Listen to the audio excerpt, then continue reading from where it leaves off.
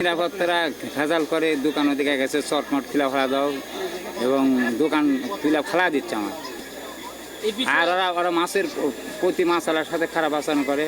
ওই অবৈধ মাছ জেলে বইনে বুকে যায় 20 টাকা করে নেয় সবার থেকে, না দিলে মাছ উঠতে দেয় না গাড়ির। আর ওই যে স্টেশনের মধ্যে গেলে ছাট দোকান দেয়, ওর কাছেও 20 টাকা করে নেয়,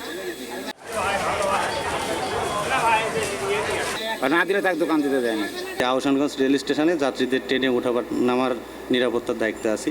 এটার জন্য স্টেট ডিপার্টমেন্ট আছে, তারা যদি উচ্ছেদের প্রোগ্রাম করে আমরা তাদের সহযোগিতা দেব। আর আমরা মূলত এখানে সান্তাহার সার্কেলের আন্ডারে আমরা এখানে আছি অল্প সংখ্যক 2-1 সদস্য। এটা স্টেশনে যাত্রী ওঠানামার মূলত নিরাপত্তার কাজে নিয়োজিত আছি আমরা।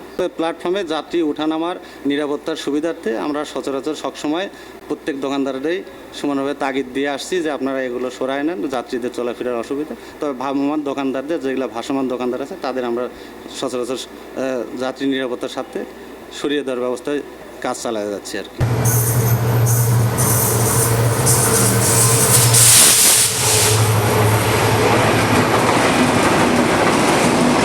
আহসানগঞ্জ স্টেশনে একটা যাত্রী এসে স্বাভাবিকভাবে উঠতে গাড়িতে পারে না অনেক সময়, কারণ এখানে সামনে আসার সময় বিভিন্ন দোকান চারিদিকে, তারপর যে মূল গেট এখানেও 2 পাশ থেকে দোকান আবার বাড়ায় সামনে চলে আসতেছে।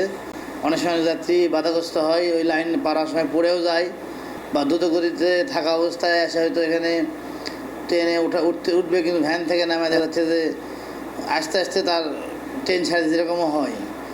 তো প্ল্যাটফর্মের উপরে কিছু অবৈধ দোকান আছে যা আমরা বারবার বিভিন্নভাবে মেসেজ দিই, এবং ওসিজিআরপি, আইআরএনবি, সান্তাহার আমরা বিভিন্নভাবে জানাইছি বারবার। আমাদের এখানেও হাবিলদার সাহেব আছে, তাকেও বলা হয়েছে। তার প্রচেষ্টাতেও আমরা মাঝে মাঝে অনেক দোকান তুলে ফেলছি।